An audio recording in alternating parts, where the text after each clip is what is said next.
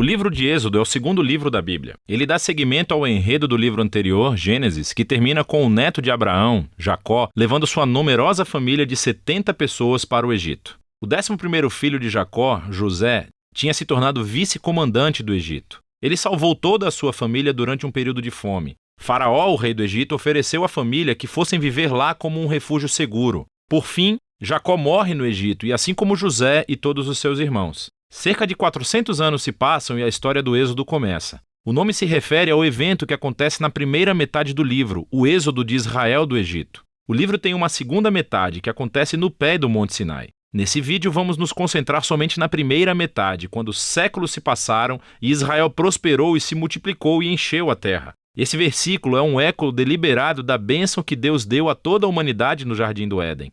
Lembra-nos da grande história bíblica até agora. A humanidade perdeu a bênção de Deus por meio do pecado e da rebeldia. E Deus escolheu a família de Abraão como instrumento através do qual ele iria restaurar as suas bênçãos para todo o mundo. Mas o novo faraó não vê Israel como uma bênção. Na verdade, ele vê esse grupo imigrante israelita como uma ameaça ao seu poder. Da mesma forma que em Gênesis a humanidade se revolta contra a bênção de Deus. Aqui o faraó tenta destruir a fonte da bênção de Deus, os israelitas. Ele os escraviza de maneira brutal, forçando-os a trabalhar e ordena que todos os meninos israelitas sejam afogados no Nilo. Ele é a pior personagem da Bíblia até agora. O seu reino é o ápice da rebelião da humanidade contra Deus. Esse faraó redefiniu o bem e o mal de acordo com seus próprios interesses de tal maneira que até mesmo o assassinato de crianças inocentes se tornou algo bom para ele. O Egito tornou-se pior do que a Babilônia do livro de Gênesis. Agora Israel grita por socorro contra essa nova Babilônia e Deus responde.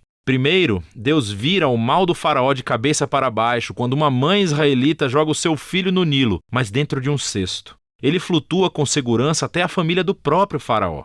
Ele é chamado de Moisés e ele cresce para tornar-se o homem que Deus usará para derrotar o mal do faraó. Na famosa história da sarça ardente, Deus aparece diante de Moisés e pede-lhe que vá até o faraó e ordene que libere os israelitas. Deus diz que sabe que o faraó vai resistir e por isso ele trará o seu julgamento sobre o Egito em forma de pragas. Deus também diz que ele vai endurecer o coração do faraó. E assim chegamos à próxima parte da história, o confronto entre Deus e faraó. O que significa quando Deus diz que vai endurecer o coração do faraó? É muito importante ler esse trecho da história atentamente e em sequência. No primeiro encontro de Moisés com o faraó, sabemos somente que o coração do faraó endureceu. Não há nenhuma indicação de que Deus fez alguma coisa. Em resposta, Deus envia a primeira das 5 pragas, cada uma confrontando o faraó e um dos seus deuses egípcios. E em cada vez, Moisés oferece ao faraó uma chance para ser humilde e libertar os israelitas. Mas após cada praga, ficamos sabendo que o coração do faraó endureceu.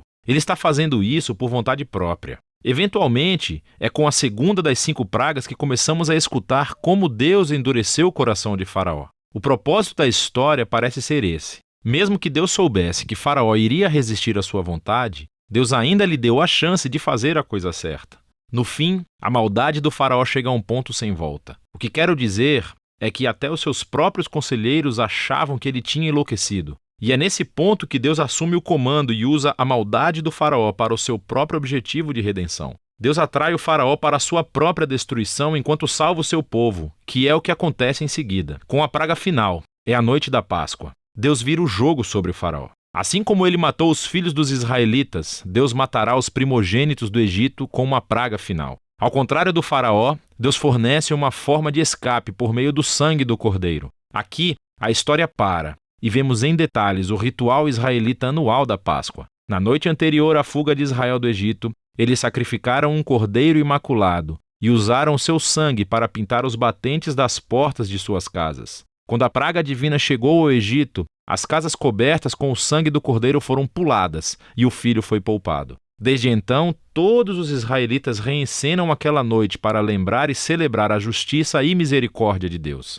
Mas o faraó, por conta do seu orgulho e rebeldia, perde o próprio filho e é obrigado finalmente a libertar os israelitas. Os escravos israelitas fazem o seu êxodo do Egito, mas assim que eles saem, o faraó muda de ideia. Ele reúne o seu exército e persegue os israelitas para uma batalha final. Quando os israelitas passam pelas águas do mar em segurança, o faraó decide atacar e assim entra na sua própria destruição. A história do Êxodo conclui com a primeira canção de louvor da Bíblia. Chama-se A Canção do Mar. O verso final declara que o Senhor é rei. A canção reconta em poesia do que se trata a história do reino de Deus. Fala sobre como Deus tem a missão de confrontar o mal no seu mundo e resgatar aqueles que são escravizados pelo mal. Deus vai trazer todo o seu povo para a terra prometida, onde a sua presença divina viverá entre eles. Essa história mostra como é quando Deus se torna rei do seu povo. Depois que os israelitas entoam a sua canção, a história tem uma reviravolta. Os israelitas estão andando pelo deserto a caminho do Monte Sinai. Estão com fome, com sede e começam a criticar Moisés e Deus por terem sido salvos. Dizem que têm saudade dos bons dias no Egito. É uma loucura! Deus graciosamente fornece comida e água para Israel no deserto, mas essas histórias são sombrias. Começamos a pensar, será que o coração de Israel é tão duro quanto o de Faraó? Vamos ver. Por enquanto, essa é a primeira metade do livro de Êxodo.